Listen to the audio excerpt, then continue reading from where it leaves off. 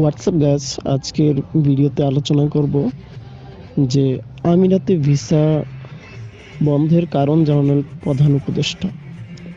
তো কোন কারণে আমিরাতের ভিসা বন্ধ রয়েছে সেটা আমিরাতের গভর্নমেন্টই জানিয়ে দিয়েছে। তো আমাদের দেশের প্রধান উপদেষ্টা ডক্টর মোহাম্মদ ইউনূস যখন সেখানে গিয়েছেন তখন তারা জানিয়েছেন যে আমরা কিভাবে আপনাদের দেশের মানুষদেরকে ভিসা দিব বা কিভাবে বিশ্বাস করব, কারণ তারা 80% পেপারস ভুয়া জাল পেপারস দিয়ে তারা ভিসা নিচ্ছে। একজন ব্যক্তিকে দেখা যাচ্ছে যে সে সাধারণ কর্মী বা হাউস ক্লিনার, বাসাবাড়ির কাজের জন্য সে আসছে, কিন্তু সেও একজন MBBS ডাক্তার বা বড় ডাক্তারের সার্টিফিকেট শো করে দেশ পার করার জন্য শুধু এই কাজটা করছে। তো এই যে বড় জালিয়াতি বা বড় ফেক কাজগুলো যে আমরা করছি, এই ইফেক্টটা করার কারণে ভিসা বন্ধ করেছে, এটা তারা জানিয়েছে।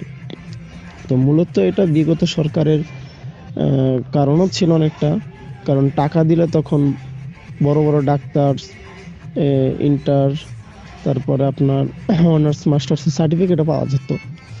তো এই জালিয়াতির কারণে এটা তো করেছে হাতে গোনা এই 80%-এর কারণে বা 70%-এর কারণে বাকি 30% যারা অথেন্টিক তারাও বিপদে পড়ে গেছে।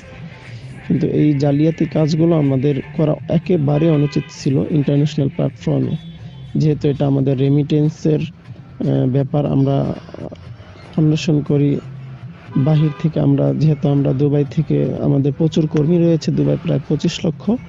তো সেক্ষেত্রে আমাদের এই কাজগুলো একেবারে অনুচিত ছিল। তো তারা হাই প্রফেশন ভিসাই খোলা রেখেছিল, নর্মালটা বন্ধ রেখেছিল, যার কারণে অনেকেই এই ফেক ডকুমেন্টস ব্যবহার করে ভিসা ইস্যু করেছে। বেশিরভাগই এরা দালাল। তো আমরা এইগুলি কাজ থেকে, এই দুর্নীতি থেকে বিরত থাকব। এটা আমাদের দেশের সম্মানহানি হয়েছে, আমাদের জাতি বাংলাদেশের সম্মানহানি হয়েছে। তো সর্বশেষ যেটা আমি জানাবো বা যেটা তিনি বলেছেন, যে ডক্টর মোহাম্মদ ইউনূসের যিনি প্রেস সচিব, তিনি বলেছেন যে আমরা সর্বোচ্চ চেষ্টা করেছি। আমরা অল গভর্নমেন্ট সামিটে যে এই মিটিংটি হয়েছে বা অনুষ্ঠানটি হয়েছে, তার মধ্যে সবচেয়ে বেশি ফোকাস করেছে যে ভিসা ইস্যু নিয়ে। তো কিভাবে ভিসা ইস্যু করা যায়, একেবারে আমাদের দেশের সাথে আমিরাতের সম্পর্ক তলানিতে চলে গিয়েছিল। যারা গভর্নমেন্টের লোক তাদেরকেও ভিসা দিত না।